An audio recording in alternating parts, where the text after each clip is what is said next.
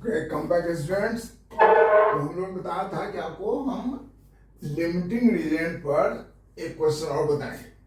तो यहाँ पर क्वेश्चन दिया हुआ है, in the reaction A plus B2 gives AB2। कह रहा है आइडेंटिफाई द लिमिटिंग रिएजेंट। इसमें लिमिटिंग रिएजेंट पता कीजिए यदि इफ 300 एटम A, ये क्वेश्चन नंबर क्या 1.23 NCERT। So if 300 atom of A, right, react with 200 molecule of B। देखो रिएक्शन में A जो है सो एटॉमिक स्टेज में है, या इसको मोल मान सकते हैं, लेकिन ये मॉलिक्यूल का स्टेज में है। नहीं, B जो है वो मॉलिक्यूल के स्टेज में है और A एटम के स्टेज में है। ठीक है, तो रिएक्शन उसी स्टेज में करेगा। बैलेंस इक्वेशन से क्या पता चल रहा है कि इसका एक एटम इसके एक मॉलिक्यूल से रिएक्शन करेगा, राइट। ए का वन एटम बी के वन मॉलिक्यूल से रिएक्शन करेगा। तो फर्स्ट क्वेश्चन में देखो 300 एटम ए, तो 300 एटम अगर ए है तो बी कितना होना चाहिए, 300 मॉलिक्यूल ऑफ बी होना चाहिए, लेकिन हमें दिया हुआ मॉलिक्यूल बी 200। इसलिए हमारा क्या हो गया, पहले क्वेश्चन में क्या लिखेंगे, पहला क्वेश्चन का जवाब लिखेंगे 1 atom of A reacts with 1 molecule of B2, therefore 300 atoms of A, नहीं, 300 atoms of A will react with 300 molecule of B2, right? But given B2 is only 200, so B2 is limiting reagent। ये पहले question का answer हो गया। Clear हुआ। यहां balance equation में ए का एक एटम बी के एक मॉलिक्यूल से रिएक्शन कर रहा है ना, एक मॉलिक्यूल से रिएक्शन कर रहा है। तो हमारा 300 एटम कितना से करेगा, 300 मॉलिक्यूल बी से करेगा, बट हमें दिया हुआ है कितना है, सिर्फ 200 दिया हुआ है। इसीलिए B2 हमारा क्या हो गया, लिमिटिंग रेंज हो गया। क्लियर है।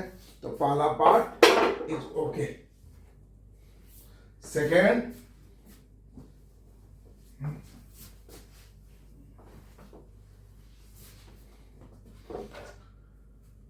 सेकेंड का क्या लिखेंगे,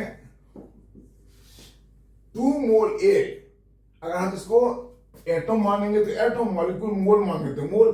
तो ए का एक मोल बी के एक मोलिक्यूल से रिएक्शन करता है, तो क्या लिखेंगे, यहां चूंकि मोल दिया तो मोल हम बोलेंगे 1 mole of A reacts with 1 mole of B2, right? Therefore 2 mole of A reacts with, बोलिए, 2 mole of B2। हमें दिया हुआ B2 कितना, हमें 3 मोल दिया हुआ है, तो लिखेंगे but given B2 mole is equal to 3 mole, that is excess, therefore A is limiting reagent। A क्या हो गया, हमारा लिमिटिंग रेंज हो गया। क्योंकि B हमें चाहिए कितना, 2 मोल से 2 मोल करेगा रिएक्शन, लेकिन दिया हुआ 3 मोल, इसलिए B हमारा क्या एक्सेस में हो गया। तो A क्या हो गया, limiting Regent.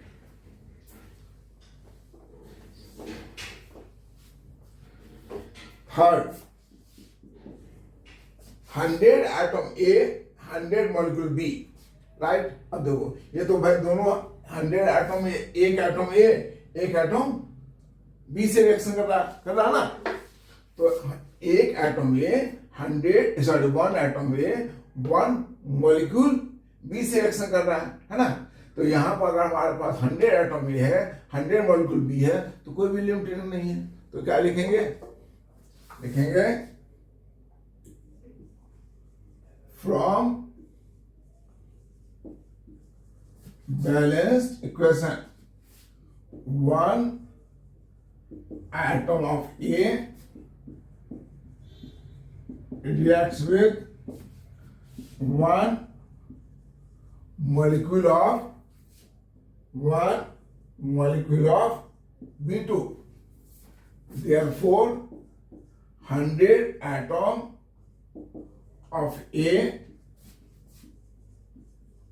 reacts with 100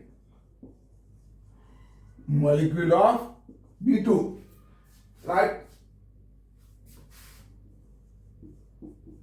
Both are same, so both are same. कौन?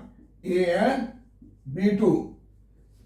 So no one is limiting reagent, है ना। तो यहां पर वन एटम वन मॉलिक्यूल से रिएक्शन करता है, 100 एटम 100 मॉलिक्यूल से रिएक्शन करेगा, इसलिए इसमें कोई लिमिटेड नहीं है। क्लियर है? नेक्स्ट फोर्थ,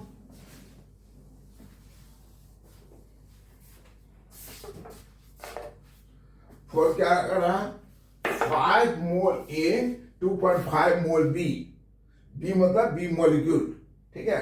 तो देखो यहां पर 5 मोल एक मोल से रिएक्शन करता है, तो 5 मोल कितना से करेगा? 5 मोल से, लेकिन दिया हुआ only 2.5, so B is the limited. तो क्या लिखेंगे? 4 again 1 mole A reacts with 1 mole of B2. Therefore, 5 mole of A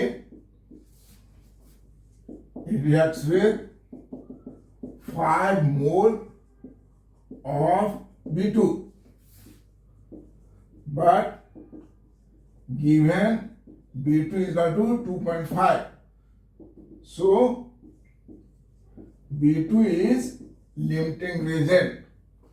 clear है? ये हो गया हमारा 4th। नेक्स्ट 5।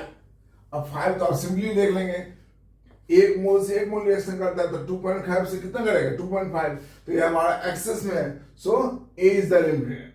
5th में क्या होगा? A is the limited. Okay, तो हमने आपको लिमिटिंग रेंज से रिलेटेड कंसेप्ट को क्लियर किया। अगर आपको कोई डाउट है, कोई क्वेश्चन है, तो आप मैसेज कर सकते हैं हमारे इस चैनल पर, राइट। तो ये हो गया लिमिटेड का कंसेप्ट। अब हम पढ़ेंगे एम्पेयर का फॉर्मूला, मॉलिक्यूलर फॉर्मूला कैसे निकालते हैं, इस टॉपिक पर क्वेश्चन करेंगे, ठीक है। उसके बाद फिर थोड़ा सा लॉजिकल क्वेश्चंस करेंगे। तो पहले एम्पेयर का फॉर्मूला, मॉलिक्यूलर फॉर्मूला।